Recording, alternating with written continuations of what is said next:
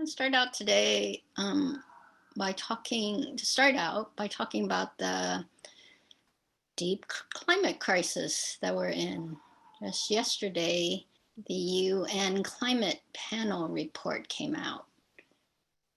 And here are some key takeaways. This is from Reuters.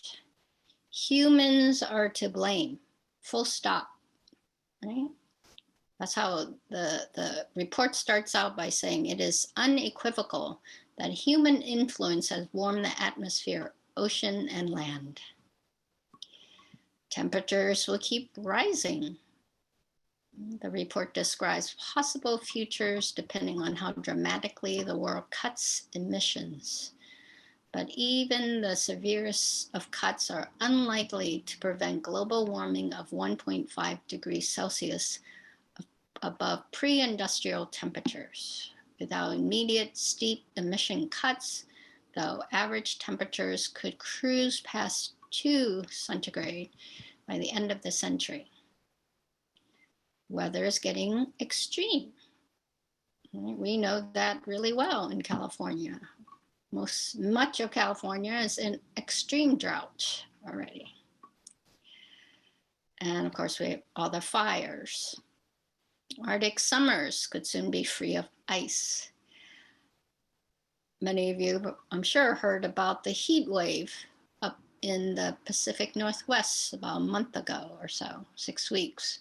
I moved here from Seattle, and Mount Rainier is in the background all the time, and it's beautiful. It's my sense of how Mount Fuji is to Japanese people, right? And very iconic. And the snow on there is part of that. And there's a glacier that many people try to climb every year.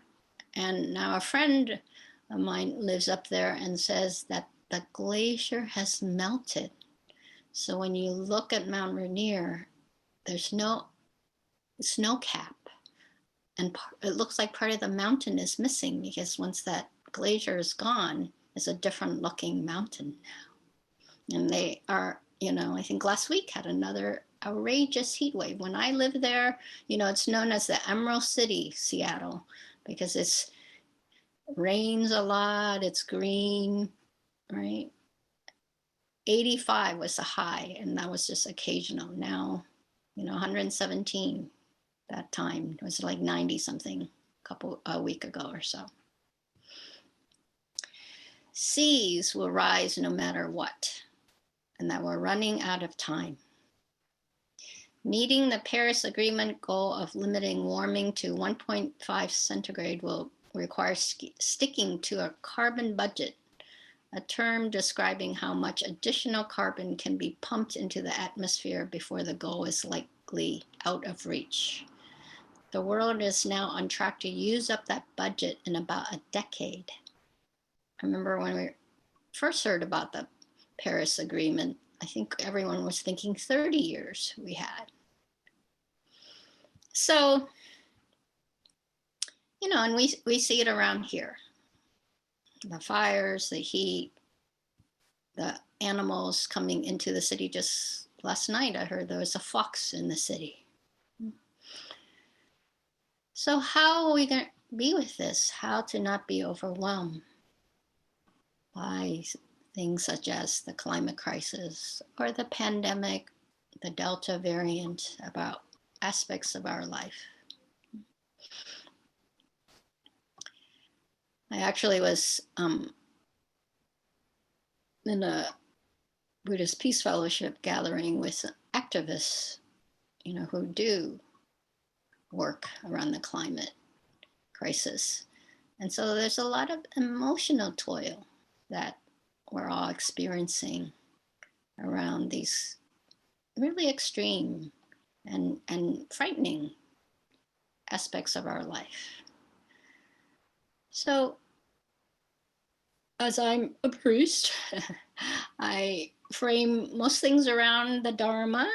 And so I want to start out by talking about, I have been exploring the Four Noble Truths as a restorative model. And in doing that, to me, acknowledging, so the classic framing of the Four Noble Truths are, in life there's suffering. Second is there are causes to suffering or dukkha. Third is there's an end to dukkha. And fourth is the Eightfold Path is the way to end it, the practices we do. So to me, so I just put in the chat if you're interested, these engage Four Noble Truths, which we start out by saying that not only is there dukkha, but we just say there's hurt and harm has been done. So like we could say with the climate issue. And then second is similar, what are the causes and conditions, right? And so in that sense, we're talking about much more structural sense. Right? What are the conditions that have brought this about? And in a sense, the suffering that we experience is how we were taught to respond. Right? How were we taught either by our family or culture or by systems? So for instance, around the climate, you know, I've been watching a lot of nature shows, and I can't pull up her name right now. A lot of the shows that, like, there's one about sharks that my girlfriend just had me watch that came out. And so many scientists from the 50s, 60s, 70s, and 80s talked about how the ocean used to be just like, they just thought it was endless. And so there was just the way they were taught that you know, you could take whatever you want, you could dump whatever you wanted, and it's just so vast that it's, you know, it will take everything. And that's how most of us have been conditioned about the earth, you know. And then it's not to say that the earth itself doesn't have resiliency, and it's really encouraging us to think about what is the impact when we are conditioned to not be aware of the consequences of our behavior, and we think short-term versus long-term. So once we have that sense, right, that there are conditions here and that those are taught to us, and these engage Four Noble Truths, and the third is that where do I have agency in the midst of difficulties? Where is it that I can unlearn and relearn? And then the third is the Eightfold Path, and that is having a sense of the Eightfold Path as much more as ways to support me to be empowered, right?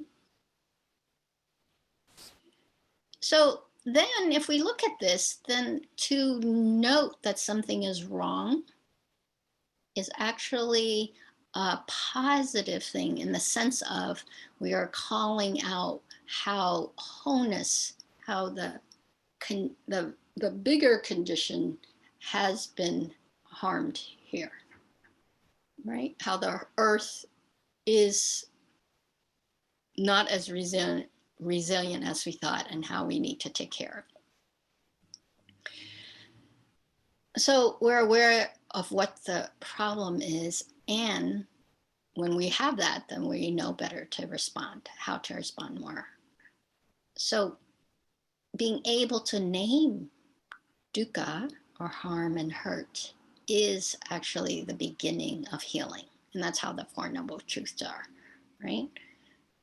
The first two is to understand that it exists. The second is how it can be a support to rectify the hurt and harm.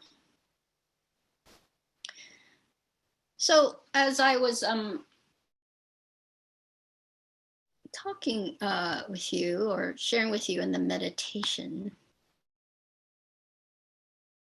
about being in a net, that actually comes from the Avatamsaka Sutra, or the idea, not the meditation itself.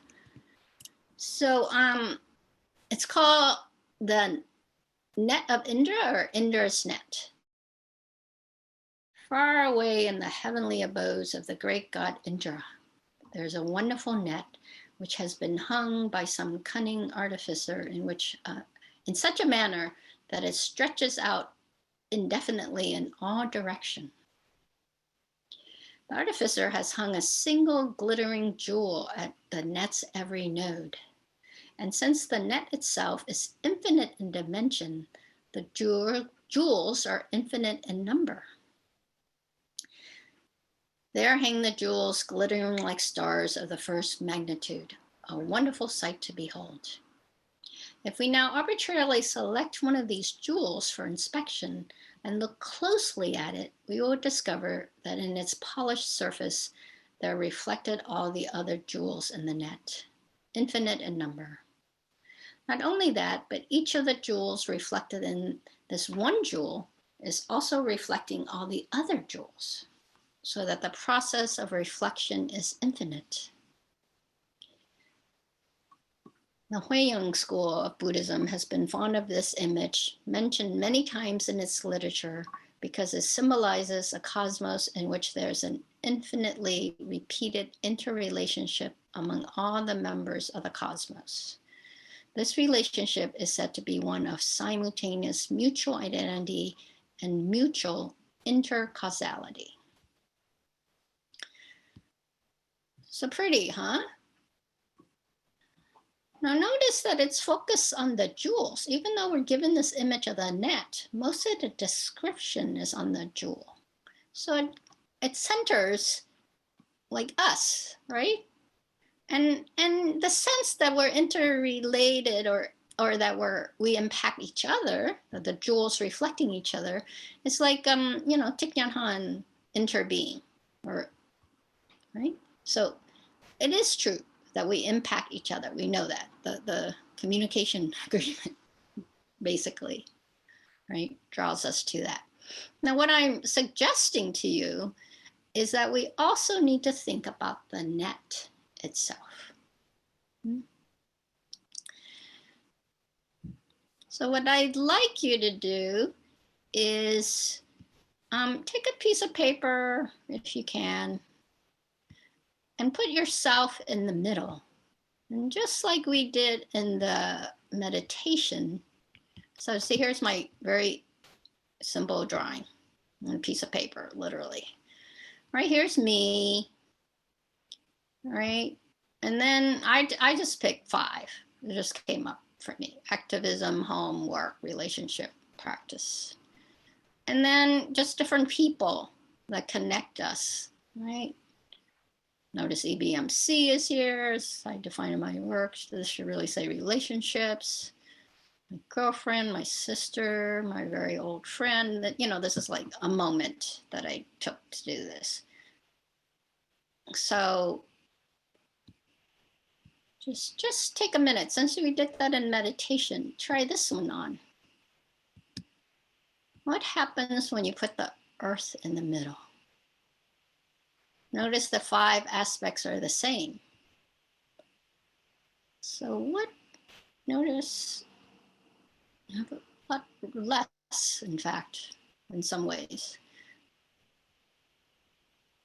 Does that make sense? And there's no right or wrong here. It's just about what comes up for you. I will say this was harder for me when I put the earth in the middle.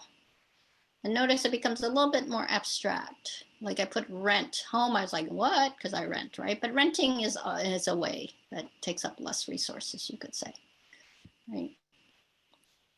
That's my sense. I'm not saying it's wrong to be in a house. Does that make sense, what I'm asking you to do? Just have a sense of how when you're from the jewel, the net includes the jewel. So, but we're just trying to have a sense of what are the interconnections. All right. So Bodhichitta, you've heard of that. Bodhi means to awake. Chitta means mind, sometimes seen consciousness. So Bodhichitta is the awakened heart-mind. Heart and mind are the same in Buddhism. So what are we awakening to? We're awake to fully knowing or awareness. And then, of course, we want to practice sustaining that awareness. That's the hard part. And we're awakening to actions, to behavior that make our sense of wholeness knowable, and accessible to ourselves and to others, to all beings. So in this sense, I would say that we wake up to because we're conditioned, especially in the West, to be very individualistic, to think about the jewels. We think about the net, then we can think about, well, where is it that, say, like resources are not getting to a certain part of the nets? Where is it that there are holes in the net? Where is it that the strands are thicker in one part than the other? Right? So when we remember that our unity or our wholeness, the oneness we're talking about, is not that the jewels all look the same. We reflect each other, but in the world as it is, of course, there's inequality. And so how do we rectify the whole system itself, right? And I think it's an ideal to think that if we all look the same, or if we all were the same, then that would be it. But I'm saying we should concentrate much more on the net, right? How do we work to strengthen the net for everyone? So awakening to the wholeness, which includes the net. Now, how do we do that? What practices supports us to do that? So today I'm going to offer you 3. Right? And I like to think of Buddhist practices that support not only knowing wholeness, but also enacting wholeness, is wisdom in action. That's kind of my thing, or being as enactment. So one is meditation practices or reflective practices, right? Which includes skillful effort, skillful mindfulness, and skillful concentration, you could say. It helps us to settle ourselves mostly, so that we can be with strong emotions such as grief or anxiety or other difficult emotions, right? And in that, we also are taught to cultivate or to seed more skillful, more wholesome, more useful, both thinking and beliefs and our actions. How do we behave from that knowing of wholeness, right?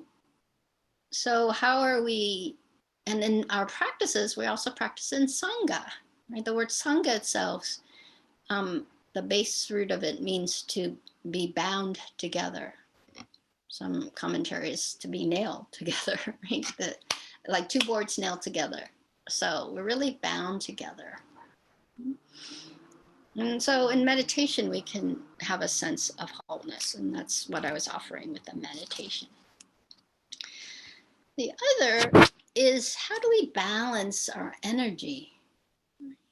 How do we uplift ourselves when we're feeling down, or very overly anxious, when we're fatigued, when we're discouraged, when there's hurt and harm?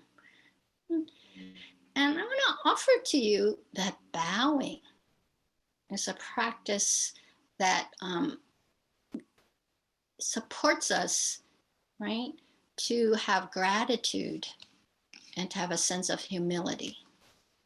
Suzuki Roshi talks about bowing as letting go of your ego.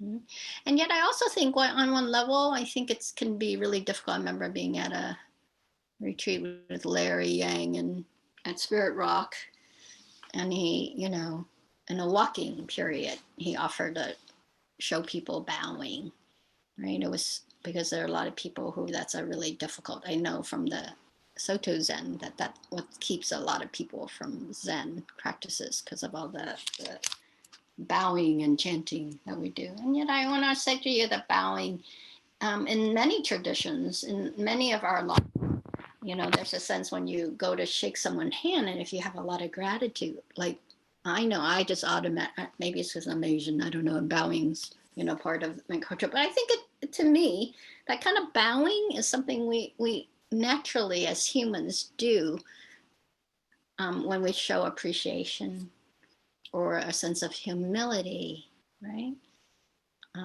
When you're talking to someone you admired, when you are giving thanks. And then, so it shares that we know that we don't do this alone, right? That we were taught this, that elders led our way. You know, like I was just talking at the Gay Buddhist Fellowship, and I was like, well, we don't come out alone, right? We come out, many of us, we might have the sense individually, right? But I know it took seeing others to help me come out.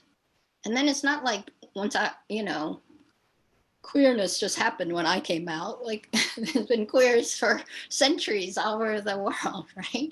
So it's this gratitude, this sense that I know that there were many before me, right?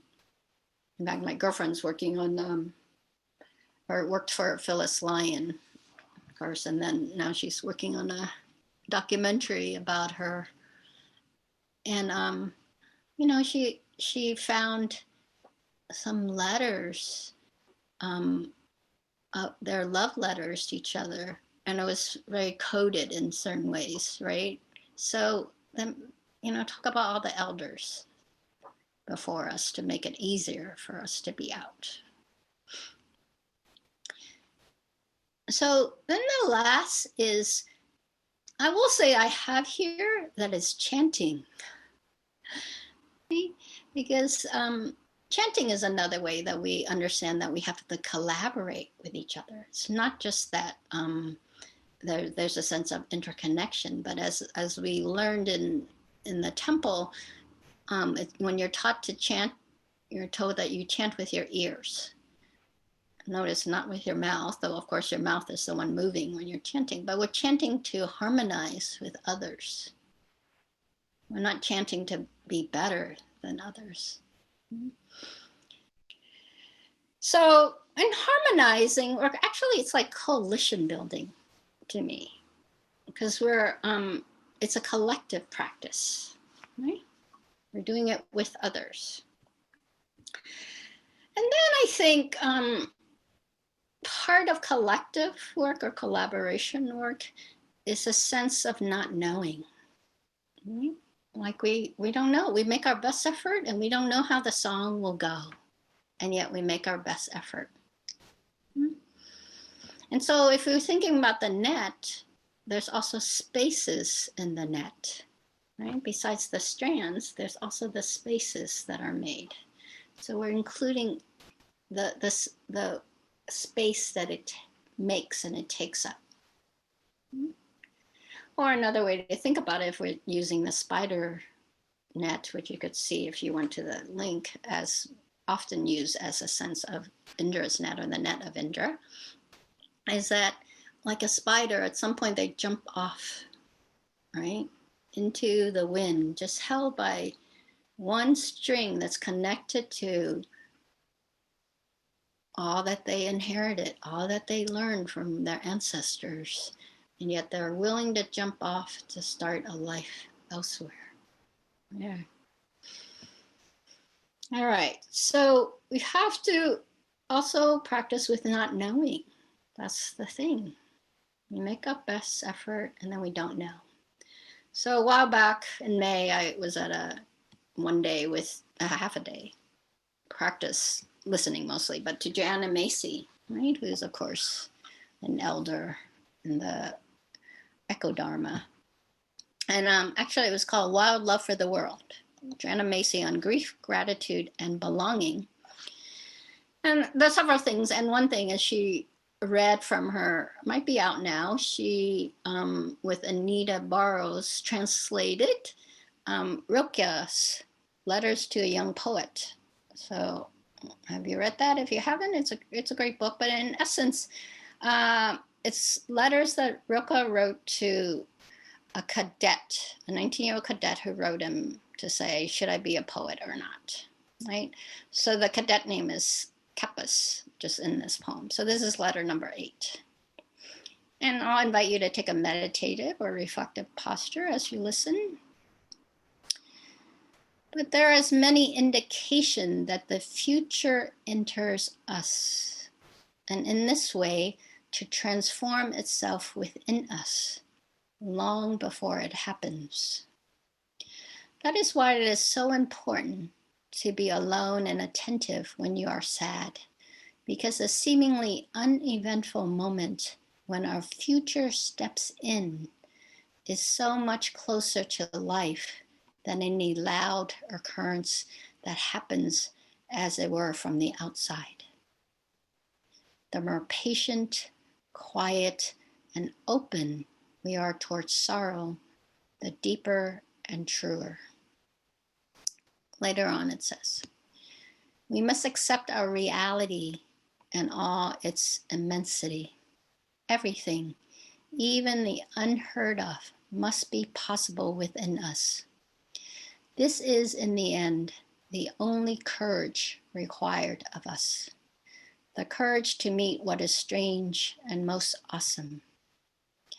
For it is not only sluggishness that makes human relationships so unspeakably monotonous.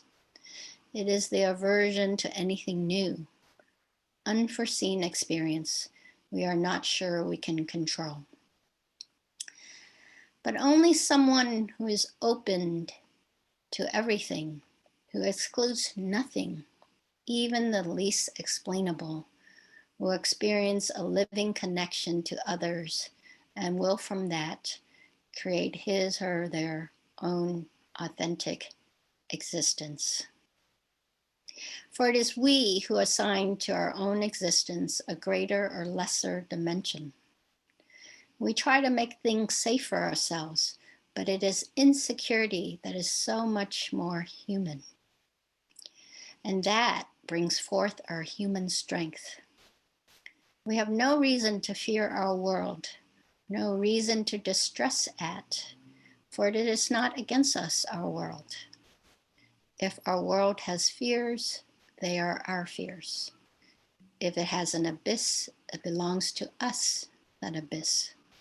If danger appear, we must try to love them. But if we will live with faith and the value of what is challenging, then what seems most difficult will become our truest and most trustworthy friend. So, dear Mr. Kappas, do not be afraid that a sorrow as great as any you have known seems about to engulf you, casting a shadow over all that you do. Remember, when you fear what life might be for you, that life has not abandoned you, that it is holding you, that out of this web you cannot fall. Why should you want to exclude from your existence any unrest, any pain, any heaviness, for you don't know yet what they will shape you? For you are in the midst of a passage, and this passage brings transformation. All right. Thank you for your attention.